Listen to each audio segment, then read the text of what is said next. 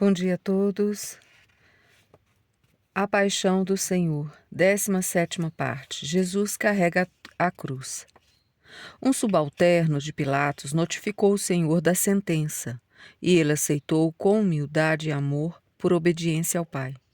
Fazer a vossa vontade, meu Deus, é o que me agrada, porque vossa lei está no íntimo do meu coração. Holocaustos e sacrifícios pelo pecado não te agradam. Então eu disse: Eis que venho, porque é de mim que está escrito no rolo do livro. Venho, ó Deus, para fazer a tua vontade. Naquele momento, o coração de Jesus estava cheio destes sentimentos e obedecia decidido por amor a Deus e aos homens. Para isso nasci, Pai, para isso vim ao mundo, para buscar o meu triunfo, para a sua glória, não para o meu proveito, mas para a salvação das almas. Os homens são os réus e merecem a morte, mas eu quero livrá-los da sua justiça. Pai, recebe a sentença contra mim como se fosse contra eles. Eu sou condenado no lugar dos homens. Como sou inocente e justo, que eles fiquem absolvidos e livres pela minha entrega. Pilatos retornou à residência, deixando a cargo dos subordinados a execução da sentença. Os sacerdotes divulgaram a notícia de que finalmente o procurador tinha se convencido sobre as mentiras e blasfêmias daquele homem e mandava crucificá-lo. Aglomerou-se uma multidão diante da casa de Pilatos. Moradores e os que visitavam a cidade pela Páscoa, todos queriam ver o acontecimento tão importante. Como um leão que se atira ávido sobre a presa, os executores tomaram Jesus e retiraram o manto. O seu corpo sangrava copiosamente pela violência empregada. Não retiraram a coroa de espinhos e o sangue continuava escorrendo pelo rosto. Não havia razão para tirar a coroa do Rei Eterno. Tiraram o manto todo empapado de sangue, porque seu corpo místico, a igreja, iria vesti-lo. Como Barrabás, ladrão e assassino, tinha sido libertado, outros 2 criminosos seriam crucificados com o Senhor. Talvez os sacerdotes tenham pedido e o procurador concordou. Pensavam que assim ficaria mais solene aquele ato de pretensa justiça. O espetáculo seria mais atraente para o povo. A desonra do Senhor seria maior no meio de 2 bandidos, e as pessoas pensariam que o motivo da condenação era semelhante à dos marginais. Trouxeram para o pátio os 2 ladrões. O Senhor olhou-os com compaixão. Eles, pelo contrário, insultaram porque suas execuções foram antecipadas por causa dele. Assim se cumpria mais uma profecia.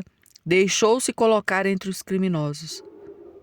A Virgem Maria sentiu terrível angústia, vendo que levavam seu filho para o crucificarem. Machucava muito todo aquele povo correndo e gritando, indo ver a desonra de Jesus. Estava um pouco afastada, mas conseguia ver o que acontecia. As mulheres que a acompanhavam começaram a chorar desconsoladas. A nossa mãe, ao notar como estavam desoladas, também chorou com o coração desfeito pela dor. Permanecia calada, sabia como tudo acabaria. O Espírito Santo a fortalecia para que suportasse tão grande sofrimento.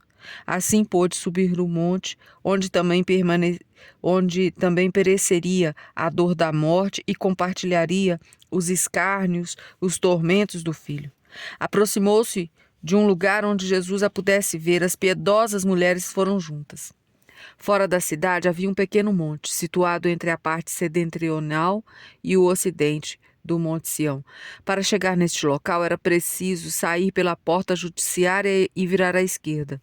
Antigamente, junto à porta, costumavam os judeus julgar os criminosos e executá-los, por isso levava esse nome. Ficava perto para que os corpos ficassem fora da cidade, mas ao alcance da vista de todos. O local ficou conhecido como Calvário, em hebraico, Gólgota. Parece significar lugar dos crânios, talvez porque não se sepultassem os corpos, deixando-os consumir pelo tempo até ficarem somente os ossos. Existe uma lenda sobre a origem da palavra Gólgota. Contam que o corpo de Adão, o primeiro homem, foi enterrado naquele local, onde havia começado a vida. Estava sepultado aquele que foi a causa da morte do gênero humano e agora seria lavado pelo sangue de Jesus.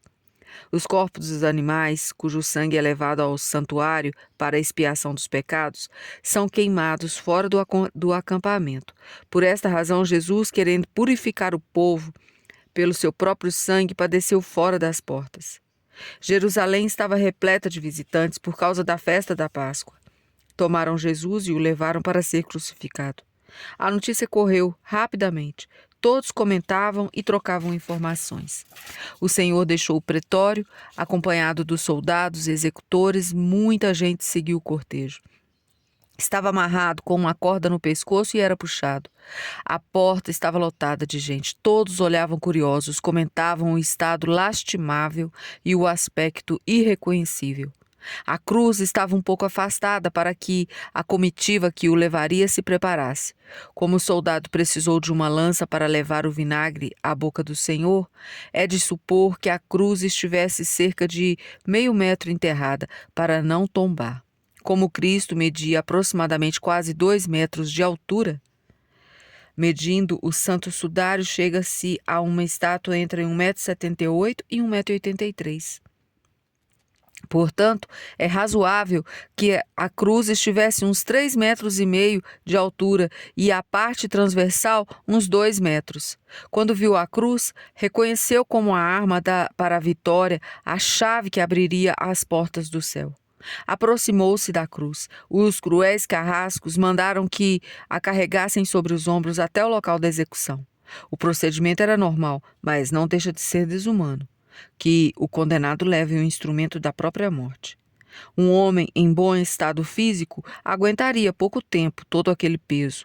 Então, podemos imaginar toda a fadiga e esgotamento do Senhor, que tinha sido brutalmente flagelado.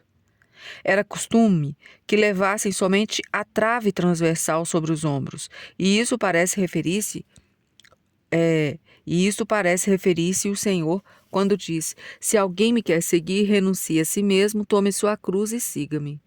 Foi uma crueldade que o Senhor, esgotado como estava, tivesse que levar a trave da cruz. Não se preocuparam com o cansaço, a fadiga, a debilidade pela perda de sangue. Somente queriam atravessar as ruas para que todos vissem a humilhação de carregar um fardo tão pesado. Tomou o Senhor a cruz com todas as suas forças, sabia que com ela ele faria maravilhas. Colocou sobre os ombros todos os nossos pecados, pois só ele podia carregar. Levando a cruz ao lado dos 2 ladrões, começou a caminhar pelas ruas da cidade junto com a escolta de soldados. Alguns estavam à frente, outros na retaguarda, no meio seguiam os verdugos, com os cravos, o martelo e as cordas. À frente da comitiva estavam muitas pessoas, entre elas os sacerdotes, os anciões, os doutores da lei, os fariseus, os escribas, todos alegres pelo triunfo alcançado. Atrás seguia uma grande multidão de povo e de mulheres que batiam no peito e se lamentavam. Está registrado em São Lucas, capítulo 23, versículo 27. Eram muitos os que tinham alcançado graças. Os soldados gritavam para deixarem o caminho livre. Contudo, todos queriam ver de perto a Jesus de Nazaré e corriam através das vielas, acompanhando o trajeto. Jesus encontra sua mãe. Como as opiniões estavam divididas, alguns estavam envergonhados, outros se alegravam, muitos insultavam pelas janelas e ruas ao passar Jesus. Muito tempo antes, o profeta havia dito: falam de mim os que se assentam às portas da cidade, escarnecem-me os que bebem vinhos. O peso da cruz era enorme, somente se podia arrastá-la. Com as costas totalmente chagadas, a cada tropeção pelo terreno irregular, abriam-se mais as feridas. Os soldados estavam com pressa, temiam alguma revolta popular. Puxavam a corda amarrada ao pescoço e empurravam com força. Por isso o Senhor caiu ao solo com a cruz por cima. A Santíssima Virgem procurou um lugar para poder avistar Jesus passar. Apesar de toda a agonia, desejou vê-lo.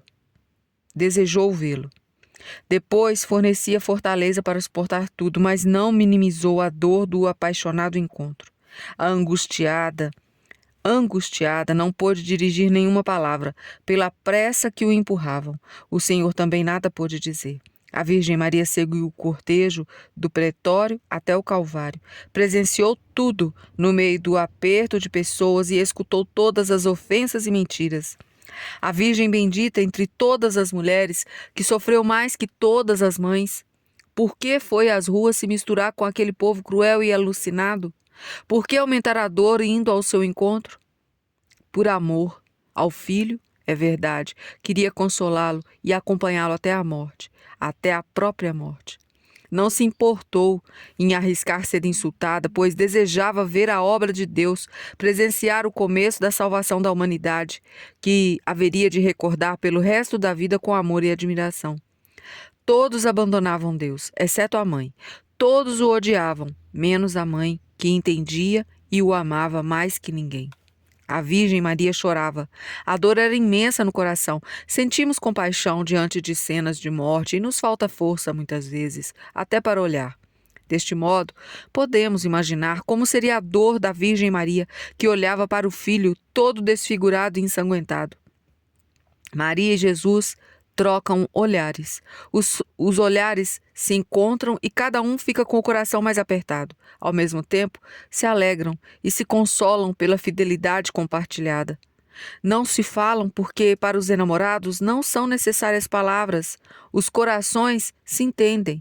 Os olhos de Maria diziam tudo, e os olhos penetrantes e cheios de lágrimas do filho correspondiam. Nossa mãe ficou espantada pela forma indigna que o Filho de Deus era tratado. Jesus, merecedor de todos os louvores, era menosprezado e insultado. Mesmo assim, agradeceu o Filho pela maneira tão custosa que redimia os homens. O Senhor também viu como a Virgem aceitava todo sofrimento, contrário à natureza de uma mãe. O Senhor, rodeado de inimigos, como se fossem touros numerosos e leões famintos, sem ninguém para ajudá-lo, consolou-se ao ver sua mãe, que reconhecia e estimava o que estava fazendo e agradecia com amor. A mãe conhecia o amor que ardia no peito de Jesus por Deus e pelos homens, a vontade que se submetia em obedecer ao Pai, o esforço em sacrificar-se pelos homens, a alegria em salvá-los e dar-lhes a vida eterna, renovar o mundo com a sua graça. A Virgem Maria conhecia com toda clareza a obra do Filho e, sem poder conter-se, correu com ele para o Calvário, para estar presente no sacrifício do sumo e eterno sacerdote que traria novamente a amizade entre Deus e os homens. Caminhava o Senhor com o corpo inclinado pelo peso da cruz, com os olhos inchados pelas lágrimas e sangue. Os passos eram lentos e difíceis por causa da debilidade física. Os joelhos tremiam. Quase se arrastava ao longo dos 2 companheiros de suplício. Os judeus riam, os verdugos e soldados empurravam, mas algumas mulheres choravam por Jesus. Salve Maria a todos.